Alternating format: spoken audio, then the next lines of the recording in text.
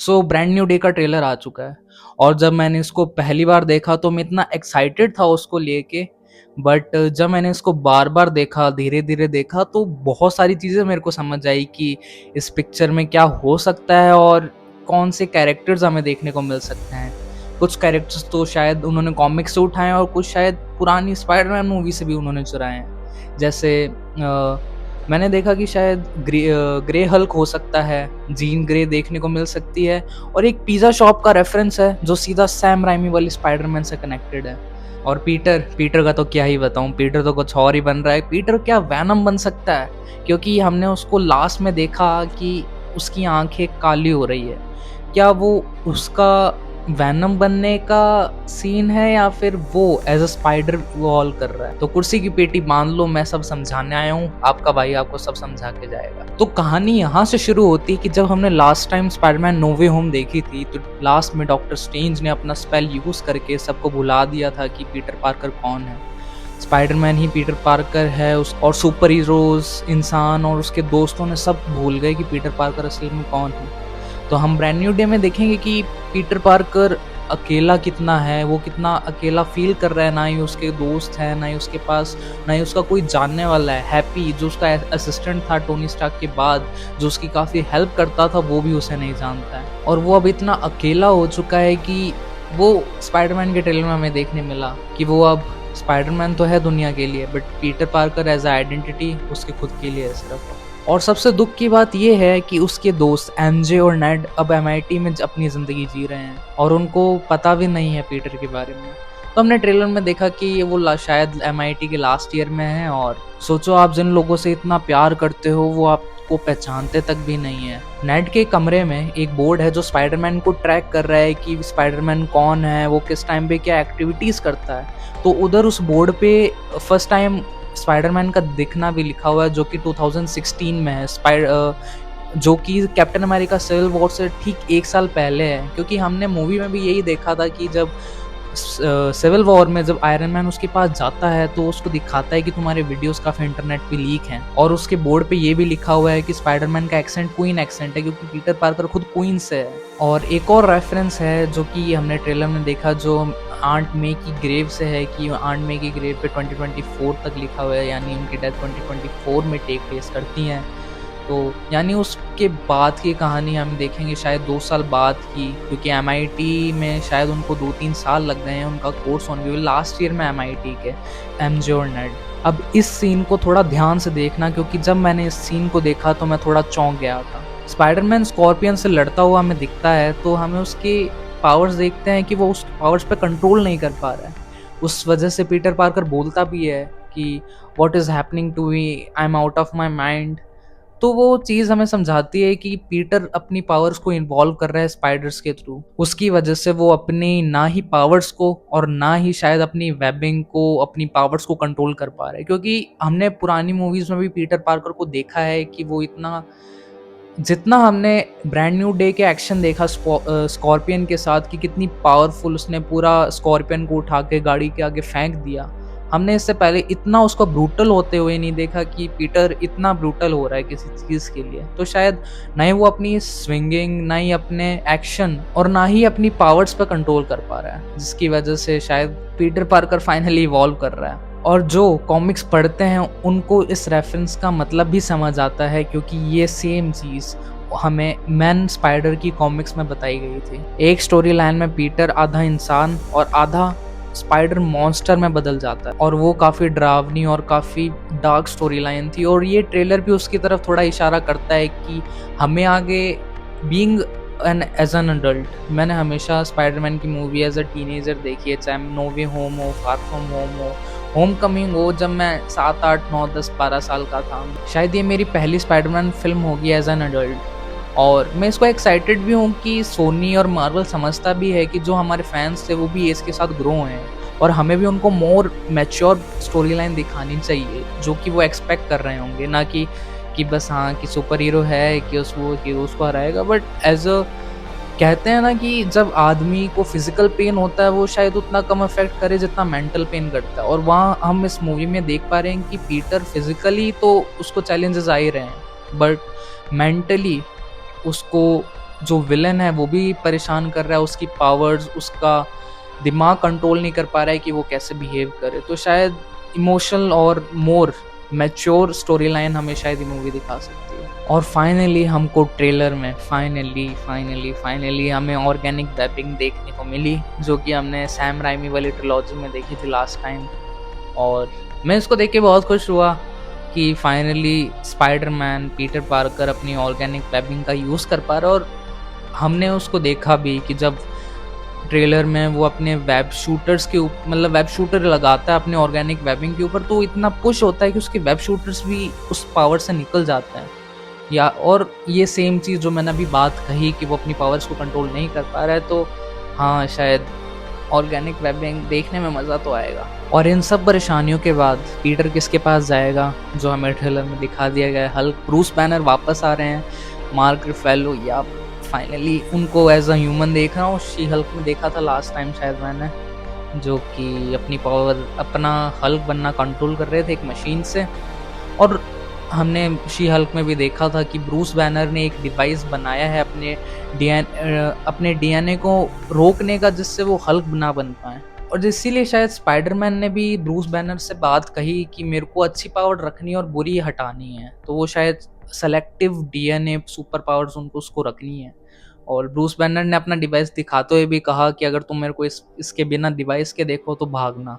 और हम अगले ही सीन में देखते हैं कि स्पाइडरमैन शायद हल्क के पास होता है और उसका शायद डिवाइस टूट जाता है, उसके हाथ में होता है स्पाइडरमैन के, और ब्रूस बैनर हल्क बन जाते हैं। फिर हमने हल्क को क्लैप करता हुआ देखा, जो शायद मैंने द इनक्रेडिबल हल्क के बाद देखा है इस यूनिवर्स में। और अगर तुमने नोटिस किया हो तो शायद हल्क उतना ग्रीन नहीं लगा मेरे को, हल्का सा ग्रे स्टोन। बाकी मैं अभी कंफर्म नहीं हूँ ये वाला ग्रीन हल्क है या ग्रे हल्क, क्योंकि स्पाइडरमैन के इंटरव्यूज में टॉम हॉलैंड ने ये बात कंफर्म की थी कि शायद हमें हल्क दूसरे कलर में देखने को मिल सकता है, क्योंकि इंटरव्यू में उनसे बात पूछी गई थी कि आपको हल्क कौन से कलर में देखेगा, तो उन्होंने कहा था कि ग्रीन के अलावा भी कोई कलर होता है क्या। This make things pretty interesting, क्योंकि इतना आसानी से मार्वल जानता है कि उनको क्या दिखाना है क्या नहीं दिखाना, किससे हाइप बनेगी और किससे नहीं। और अगर मैं आपको ग्रे हल्क के बारे में बताऊं तो ग्रे हल्क ऐसा मार्वल कैरेक्टर था जो काफ़ी ज़्यादा चालाक, ज़्यादा पावरफुल और ज़्यादा एंगर वाला है, जिसको शायद मैंने last time Avenger Age of Ultron में देखा था। उसके बाद मैंने सैवेज हल्क को नहीं देखा और मैं उसका बहुत वेट कर रहा हूँ, क्योंकि savage Hulk is a thing कि आयरन मैन भी उसका भी दम निकल गया था एवेंजर एज ऑफ अल्ट्रॉन में उसको रोकते हुए। तो देखते हैं स्पाइडरमैन उसको कैसे करता है। और हम बाद में ट्रेलर में देखते हैं कि पीटर इतना डेस्परेट हो जाता है कि वो हेल्प मांगने फ्रैंक कैसल के पास जाता है, द पनिशर। तो हम सोच सकते हैं कि हमारा स्पाइडरमैन कितना अकेला है, एक रूल फॉलो करने वाला, एक और हर चीज़ को ध्यान रखने वाला एक ऐसे आदमी के पास जा रहा है जो क्रिमिनल्स को सीधा गोली मारता है। मतलब पनिशर हम नहीं देखते कि वो माफ कर दे या नहीं, वो ब्रूटल है एकदम मस्त कि मार देता है वो पूरा। और स्पाइडरमैन उसके पास जा रहा है, वो कहता भी है कि मेरे पास तुम्हारे अलावा कोई नहीं है। तो हम समझ सकते हैं कि पीटर कितना अकेला पड़ रहा है इस मूवी में। और इधर भाई मैं मार्वल की जितनी तारीफ करूं उतनी कम है, उन्होंने अपने विलन को नहीं दिखाया। एक ऑलमोस्ट अननोन कैरेक्टर है मूवी में जिसके बारे में हमें बिल्कुल भी नहीं पता, जो कि हमने स्पाइडरमैन के टीजर में भी देखा था और ट्रेलर में भी यही है कि उसमें एक कैरेक्टर भी स्पाइडरमैन को कहता है कि ना ही हम उसे देख सकते हैं और हम उसको कंट्रोल भी नहीं कर सकते। तो सिर्फ स्पाइडरमैन है जो उसके कंट्रोल में नहीं हो सकता, ना ही उसके वश में हो सकता है, और सिर्फ स्पाइडरमैन ही उसको देख सकता है, कि यानी उसके स्पाइडर सेंसेस की वजह से वो उसको देख सकता है कि हाँ इसमें है और उसमें है। हमने जैसे टीज़र में भी देखा था कि वो पहले बूढ़ी आंटी में था, फिर एक एज सोल्जर में गया, और ट्रेलर में भी हमने देखा कि उसने कोई टेक का इस्तेमाल किया है जिसमें एक पर्टिकुलर सीन में कि वो एक जिगजैग लाइन बनती हुई दिख रही है कि जिससे शायद वो कैरेक्टर दूसरे शरीरों में घुस रहा है। और वो ऐसा कैरेक्टर है कि जो यानी पूरे न्यूयॉर्क के लोगों में घूम सकता है, मतलब ट्रांसपोर्ट कर सकता है पर्सन टू पर्सन। और ये कैरेक्टर और कोई नहीं, शायद हमारी सेडी सिंक है स्ट्रेंजर थिंग्स वाली, क्योंकि काफ़ी र्यूमर्स चल रही थी कि वो जीन ग्रे का कैरेक्टर पोर्ट्रे करेंगी मूवी में, और जीन ग्रे को दिखाना एज अ म्यूटेंट कि एमसीयू में पहला कोई म्यूटेंट आ रहा है और उसका इंट्रोडक्शन ऐसे होना। और शायद मेरे को ऐसा लगता है कि सेडी सिंह एज अ म्यूटेंट इसलिए भी स्पाइडरमैन को हर्ट कर रहे हैं ताकि वो देखना चाहती हैं कि इसके पास पावर्स क्या-क्या हैं। वो शायद ये भी देखना चाहते हो कहीं ये भी म्यूटेंट तो नहीं, ताकि वो इससे अपनी पावर इस्तेमाल करके वो और भी शायद म्यूटेंट्स जो इस एमसीयू के यूनिवर्स में उनका भी पता लगाना चाहती हो। और शायद ये भी हो सकता है कि थ्रेट इतना भी ना हो और इससे भी बड़ा थ्रेट हो। शायद सेडी सिंह के कैरेक्टर म्यूटेंट को, जीन ग्रे को किसी और ने भेजा हो। और भाई फाइनल में स्पाइडरमैन लड़ता है द हैंड निंजा गैंग से, जिसको वो इतना अच्छे से हैंडल करता है। मैंने इतनी अच्छी वेबिंग नहीं देखी भाई, नहीं राइमी ट्रिलॉजी में, नहीं अमेजिंग स्पाइडरमैन में, नहीं पिछली 3 ट्रिलॉजी में जो अपनी होम कमिंग वाली थी उसमें भी नहीं देखी। बट जब Peter Parker web tornado use करता है, मतलब भाई यानी उसमें हम समझ सकते हैं कि पीटर, वो शायद मेरे को ऐसा लगता है क्लाइमैक्स से पहले की फाइट हो, जब पीटर समझ गया हो कि उसको अपनी पावर कंट्रोल कैसे करनी है और अपनी पावर का अच्छे यूज कैसे करना है। तो शायद हाँ, कि हम सोच सकते हैं कि एंड आते आते वो अपनी पावर्स को कंट्रोल करने शायद लग जाए बिना किसी डिवाइस के, शायद क्योंकि पीटर पार्कर को समझना ही होगा कि उसकी पावर ऐसी, मतलब नॉर्मल इंसान जैसे नहीं है कि great power come with great responsibility. तो शायद मेरे को ऐसा लगता है कि या तो उसके पास हल्क ने कुछ उसको डिवाइस दिया हो, या फिर उसके खुद की इतने हार्ट ब्रेक से इतना इमोशनल टूट चुका होगा कि उसको फाइनल फाइट में अपना असली मोटिव याद आ जाएगा, उसकी असली रिस्पॉन्सिबिलिटी याद आ जाएगी, जिसकी वजह से वो इतना अच्छे से यूज़ कर पा रहा है अपनी पावर्स को। और जो वैनम है, वैनम हो सकता है मूवी में तो मेरे को बताओगे कि उसकी आंखें काली हुई थी, और आंखें उसकी काली क्यों हुई थी ये शायद मैं दूसरे वीडियो में बताऊं, सब तो इस वीडियो में नहीं बताऊंगा, लंबा हो जाएगा ये वीडियो। बट हाँ, एक और सीन था जो मेरे को मूवी में सरप्राइज किया कि जब एक वेव, मतलब as a centre of point से एक वेव निकलती है, जिसकी वजह से पूरे न्यूयॉर्क में एक वेव फैलती है, जिसकी वजह से सारे न्यूयॉर्क के वासी शायद हिप्नोटाइज हो जाते हैं या फिर as a form of some power में कंट्रोल हो जाते हैं। और उस सीन में हम देखते हैं कि पनिशर को कुछ नहीं हुआ है। तो मेरे को यहाँ पर ऐसा लगता है कि पीटर ने कुछ ऐसा डिवाइस बनाया है या हल्क की हेल्प से ऐसा कुछ डिवाइस बनाया है जो उनके कान में फिट हो जाता है, जिसकी वजह से शायद वो रेडिएशन एब्जॉर्ब नहीं करते और ना ही दूसरों की पावर में आते हैं। उसकी वजह से मेरे को लगता है कि जितने भी उसके स्पाइडरमैन के आसपास के उसके कैरेक्टर्स होंगे, उसके दोस्त होंगे, शायद वो उनको भी वो डिवाइस थे। और मैं एक कमाल का ईस्टर एग बताऊं तो ट्रेलर के शुरुआत में जब स्पाइडरमैन रैप करता हुआ आता है तो वो जेन पिज़्ज़ा से टकराता है, क्योंकि वो कंट्रोल ऑफ कोर्स नहीं कर पा रहा, उसकी अपनी पावर्स अनलॉक हो रही है। बट वो ईस्टर एग हो सकता है शायद स्पाइडरमैन 2 में, जो कि जोस पिज़्ज़ास में था। जब हम देखते भी हैं स्पाइडरमैन 2 में कि टॉबी मैगवायर वाला स्पाइडरमैन अपनी जॉब के लिए पिज़्ज़ा डिलीवरी करता है, तो शायद वो उसका भी रेफरेंस हो कि हाँ, कि इस यूनिवर्स में वो जेन्स पिज़्ज़ा है और टॉबी के यूनिवर्स में वो जोस पिज़्ज़ा है। तो ये था पूरा ट्रेलर, और पूरे ट्रेलर में इतनी सारी चीज़ें थी कि मैं शायद इस वीडियो में उसको कवर भी ना कर पाऊँ, क्योंकि हमने ट्रेलर में ही हमने शायद ग्रे हल्क को, जीन ग्रे, द हैंड को, पनिशर को और एआई टेक को इतना देख लिया कि शायद मैं समझता हूँ कि ये इस मूवी का ये बहुत बड़ा पार्ट होगा, टेक का इस्तेमाल करना।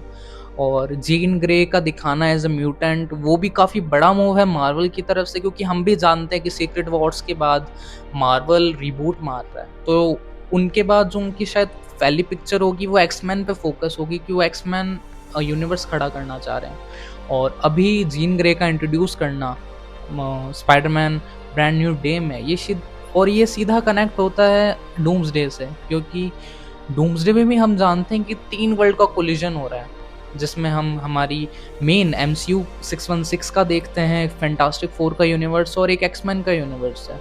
तो अब ये देखने वाली बात होगी कि जो जीन ग्रे हमें इस मूवी में देखने को मिलेंगी वो किस यूनिवर्स की हैं। शायद उनकी यूनिवर्स में कोलिजन हो रहा है, म्यूटेंट्स का इंकर्जन हो रहा है, इसकी वजह से वो 616 यूनिवर्स में आई है। तो देखने लायक बात होगी बिल्कुल मूवी में, और ये बिल्कुल डूम्सडे से बहुत कनेक्टेड होती है। मेरे को ऐसा फील होता है कि कुछ तो डूम्सडे से कनेक्ट करेंगे रूसो ब्रदर्स इसको। और अगर आपको स्पाइडरमैन की रिकैप करनी है टोबी मैगवायर वाली, तो उसका वीडियो जल्द आ रहा है, शायद कल मैं इसका वीडियो डाल दूं। और आप इस चैनल को सब्सक्राइब कर लो, क्योंकि मैं ब्लेड से लेके डूम्सडे तक मैं पूरी मार्वल सागा कवर कर रहा हूँ सिर्फ आपके लिए, ताकि आप डूम्सडे तक पूरा प्रिपेयर हूँ, आपको हर सीन समझ आ रहा हो कि ये इस सीन का इम्पोर्टेंस क्या है डूम्सडे को लेके। और हम पूरी जर्नी कवर कर रहे हैं जिसमें हम ब्लेड से लेके डूम्सडे तक हर हर मूवी और हर सीरीज को इंक्लूड करेंगे और उसका डूम्सडे से कनेक्शन भी देखेंगे कि ये डूम्सडे से कनेक्टेड क्यों है और डॉक्टर डूम इतना पावरफुल विलन क्यों है। उस पर मेरी वीडियो आ चुकी है, आप इस वीडियो पे देखोगे तो आपको पता चलेगा कि डॉक्टर डूम है कौन। और अगर आपको ये मेरी ब्लेड से डूम्सडे तक की सीरीज फॉलो करनी है तो ये ब्लेड वाला वीडियो है, यहाँ से आप देख सकते हैं। अगली वीडियो मेरी आने वाली है टॉबी मैगवायर वाली स्पाइडरमैन ट्रिलॉजी का रिकैप, तो आप मेरे को सब्सक्राइब कर लो और प्लीज़ लाइक करो। और आने वाली वीडियोस में आपको बहुत सारे रिकैप्स देखने को मिलेंगे और नेक्स्ट 2 वीक्स के अंदर हम आयरन मैन से एमसीयू भी शुरू करेंगे, मेन एमसीयू अपना 616 वाला। This is artist cinema, her film के पीछे की एक कहानी। Thank you.